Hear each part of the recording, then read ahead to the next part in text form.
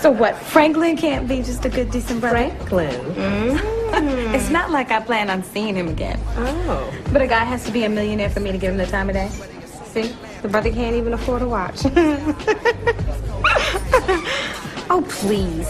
There ain't nothing wrong with wanting a man who can take care of me. Yes, but buying you jewelry and paying your rent isn't the only way a man can take care of you. Well, if I was a lawyer married to an investment banker, I could talk the same shit you're talking, Claudette. Whatever. Whatever didn't put those rocks in your ears now, did they? But I guess I'm the only one who can be honest here. All I know is I did my time with those suit and tie brothers who think because they pull out their platinum cards, they don't have to do much else.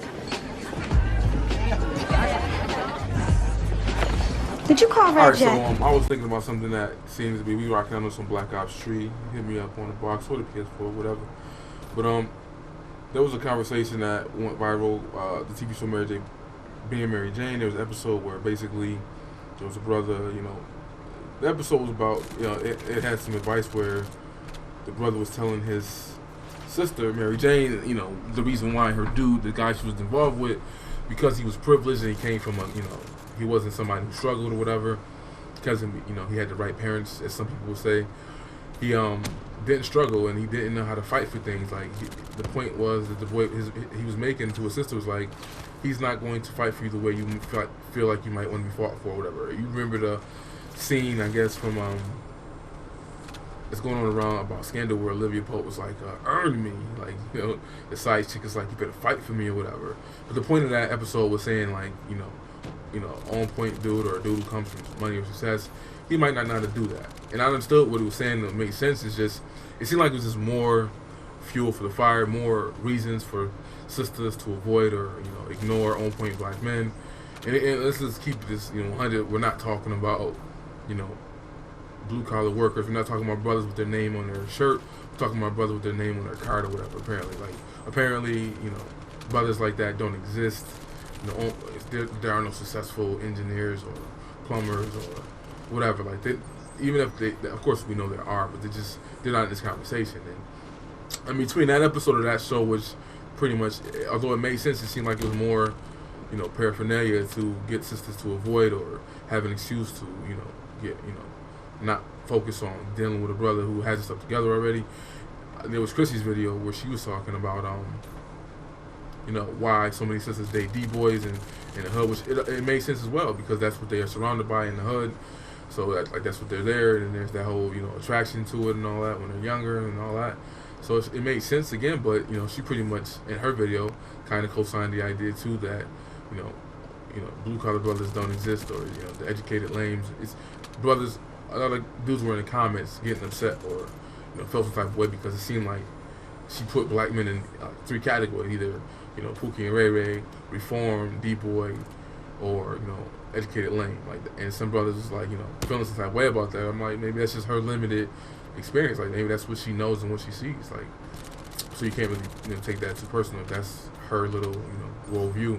But the blue collar brothers definitely aren't included in this conversation. But between her video, she pretty much said that because like she was piggybacking off the video that Sarge and Yonkers did about women not wanting to be judged, and women will be judged for who they dated, who they had kids by, and all that stuff. Where they were pretty much saying like, keep that stuff to yourself, who you dated. Where sometimes sisters want to let everybody know what was going on. But then the whole consensus was that she was saying like, if it didn't work out with the brother she's with now, he kind of is pretty successful or whatever, or he's in it. She's pretty much going to go back to dating or look for a reformed D-boy or something like that. So it's like that just gives more more paraphernalia, more excuses for sisters to just say like we into this type of dude and that's it. We're not really looking for dudes who got themselves together or focused.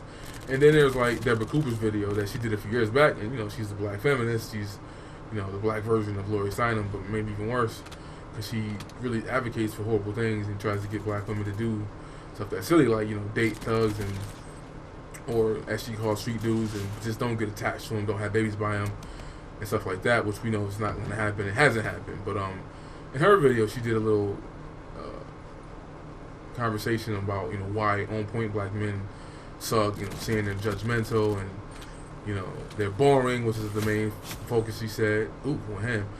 She was pretty much saying that they're boring, and and then another female friend I was talking to was not a feminist, who's an older woman who admittedly said she prefers nerds and all that stuff, but she was saying kind of the same thing, that on point black men are difficult and this and that. And I'm like, well, if it's that deep, like if it's that serious, like I can't get upset when these dudes hop the fence at all, because if you're saying that the only time you really care is when it is, oftentimes is when it's the entertainer or the athlete, but when it's the black doctor, engineer, or whatever, when he goes over there, it's like y'all really can't have nothing to say though, because if it's to the point where he's boring, he like, we agree, like if you're focused on building, if you're focused on, I'm talking about individual building, not no collective stuff, but if you're focused on your success and your career and all that, you might be socially awkward, you might be out of the loop, you might not have the communication skills. And one female that I was talking to, the female friend who she was pretty much saying the same thing about men being socially awkward and not know how to talk to women, because I guess some dude, like she's in California in the Bay Area or whatever, where they do the whole skateboards, rollerblading for working out and all that. And I guess one brother criticized her skate stops or whatever, and she took it as an insult rather than he was trying to spark a conversation with her. Obviously he was into her, but she kind of like took that to the whole friend zone. If you really are interested in me, you shouldn't be coming at me that way. And of course, that's one of the things about being socially awkward and not talking to women, is like knowing to communicate. Like they don't want to hear. You can't have an opinion on everything. You can't criticize them or judge them on anything, because it will be held against you. Which kind of makes light to why there is so much future I see for the PUAs or the non-PUAs type of cats to teach dudes how to communicate with women. All that. It seems like they are needed when it comes to on-point black men, according to women, because they just not having that gift of gab or knowing how to speak to them can and will be held against you, apparently. But it was just like weird how there's a lot of paraphernalia, a lot of stuff saying a lot of persuading sisters or excuses, whatever, I don't know, between Chrissy's video, between that episode of being Mary Jane, between that conversation I had with a female friend, and the situation that happened with Deborah Cooper. It's like there's no love for on-point black men. Like, and I was telling the friend like so he's socially awkward, he's into you. Can you forgive that? Like, could that could that be a pass? And she goes to say something silly like that's why Pookie and Ray get the girls. I'm like, well, that's not really benefiting anybody in our community. That's not benefiting the sisters. It's not benefiting nothing. But she kind of said that. That was a big fail right there. Even though she's not attracted to that at all, but she kind of was like conceding to the point and saying like, I see why they get what they get, or when it comes to on-point black men and how they typically fail in that department. And I'm like, my personality is like, be you. If you're born, that's who you are. That's who you are. I don't advocate changing, but of course, some men are. And like I was saying, if these dudes are that horrible and that bad, just when they hop, y'all gotta shut the hell up, because it seems like they don't really have a choice. Some people say that these dudes should just they shouldn't date at all until they get their stuff together. I understand getting your stuff together just to have it together for yourself, period. And that's a focus and a goal. But I'm saying in that process, you can create monsters. You can create men, one, who once they achieve whatever they're trying to achieve, they don't want to settle down. They don't want to, they'll have their, fun in their singleness and all that. And that's the complaints that you'll see from, like, I guess, Obsidian was talking about that on I guess, Deborah Cooper was doing a video about that, about those brothers, when there's time to pair up with sisters on their level, those dudes tend to not want to settle down or whatever. And like that's a risk you take. That's the monster you can create with these guys who just focus on career and success, and they don't have any experiences dating women or whatever like that. And then you also have like that's where some of the social awkwardness comes in. When there's this idea that he shouldn't date at all until he gets his stuff together. It's like he doesn't know how to deal with women. He doesn't know that he shouldn't come up to a woman who he's interested in, trying to get to know her or whatever by criticizing her, even if it's constructive criticism. Like you don't do that. You can't have an opinion about everything. You can't criticize her, stuff like that. Those are things you learn by dating women and all that other stuff. But I don't know. This is my video. It seems like a lot of negative conversations or commentaries, or a lot of persuading sisters away from the On Point Black Men. SWP uses the analogy like, you know, one of the things that is said is that they're kind of like, they beat their chest, they feel like they deserve this, they deserve that, and I'm like, well, why not? Like, I mean, that's expected. If you're telling them that they got to go to school and do this and do that, and when they get done, as SWP says, they'll have their Olivia Pope waiting for them, and because they're not there, I hate that analogy because I don't like Olivia Pope, or, you know, he doesn't use that analogy. He says her real name, whatever her name is, and I'm like, you know, I can admit I'm biased because Kerry Washington, because she uses her platform to, you know, push liberal agendas and, you know, chastise black people for not promoting or co-signing faggotry. So I hate that analogy, but I get the point. Is like, you want that type of sister who's on point too, who's attractive and still, you know, would be, you know, comparable mate, but they're not there.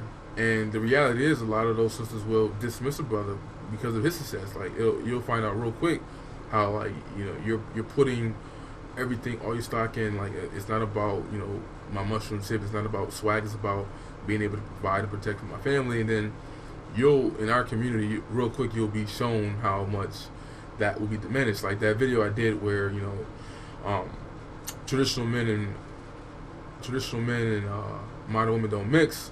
Where this brother's ready to settle down, he's ready to, he found his woman and all that, and it's like, she's hitting him with the, well, I don't want your last name, and I don't want to be at home cooking, I want you to help do house duties, and I want to work too. It's like, those are things for the minority of black men who might be focusing on that. Those are the things that he has to run into. So, like I was saying, like, this idea of, you know, just focus on getting yourself together and to go out there and, you know, whatever, that you can create some monsters, you can create some dudes who, you know, I mean, you can acknowledge that. I mean, I think the cockiness is warranted. If you're telling these dudes this is what they got to do to get whatever they want and have their pickings, and then they get out there in our community, if you're not hopping or whatever, other races might understand and know how to cooperate. But truly, when you're dealing with sisters, you will run into that. You will run into chicks that will just dumb down completely what you have and what you do, and act like it doesn't mean anything. You know, she wants you to. It's funny how she won't respect you for that or value that in you, but she expects you to value her success and what she has, because that's usually when you hear these conversations about. April Mason just did a video.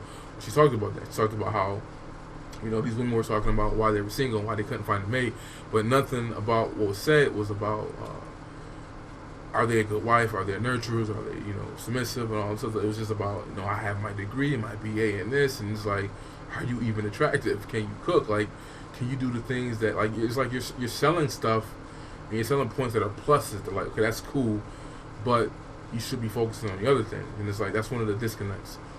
But it seems to be a lot of different folks from different angles promoting this idea that on point black men just are horrible, they suck, you know, they're arrogant, they you know, I think rightfully so. If you're telling these dudes that they should do this, do that, and when you pay off, when you're done, this will be waiting for you, and it's not there, and you're met with confrontations from your own women, and it's like, okay, you're feeling some type of way.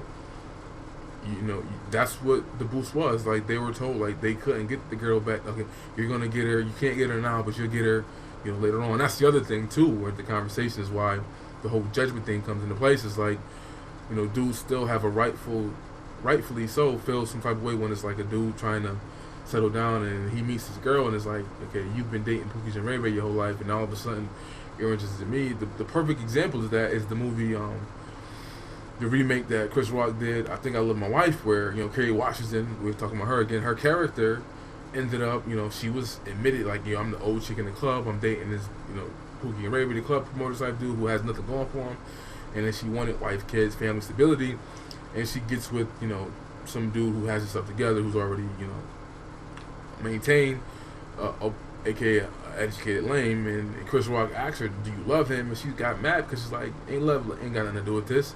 She's like, I'm just ready to settle down. That's the reality that some men have. Is like, or am I like, you know, the prize, or am I just, even though I got myself together and I'm doing the right thing and I'm a great provider, protector, leader, and all that, you know, it's like she's still in her mind might feel like she's settling for him, even though he thinks he's like the prize, and really he's not. And in his mind, it's like, is she really the prize? Because, you know, she's been through, you know, this guy and that guy and that guy, and it's like, none of those guys are like me. They don't measure up to me. They can't give her the things I've given her, and yet I have to walk on eggshells with her. I can't, you know, be honest about certain things. I can't be critical of certain things because that'll all be held against me as, you know, being socially awkward and not know how to talk to females. But that's just my video. It does seem to be no love for the On Point black men. There seems to be a lot of, you know, I mean, Chrissy's video pretty much summed it up. She said, like, yeah, if you're gonna judge me for who I dealt with, then I might as well just stick it out with a reformed D-boy. You know what I mean? Even in April Mason's video, where she talked about, you know, where she was giving good advice, she kind of left the thing open, like, yeah, sisters might want to be, you know, open to dating the man who's been previously incarcerated. I'm like, all right, it's just like, is this is a thing, right? Is this what, you know? Just admit it. On Point black men get no love from sisters. For the most part, there's something about them that is a turn off, or it's not exciting enough, or whatever. It is what it is.